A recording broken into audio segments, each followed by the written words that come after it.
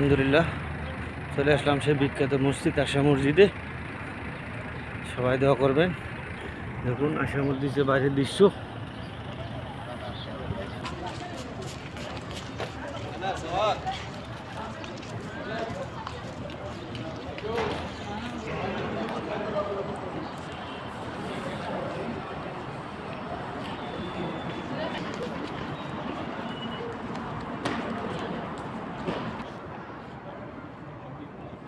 আশা মসজিদের ভিতরে এটা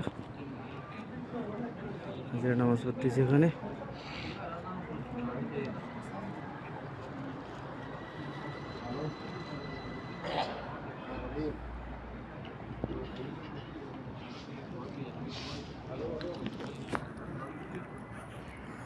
আমরা 2 রাকাত নামাজ শেষে আবার মক্কায় রওনা দিব ইনশাল্লাহ।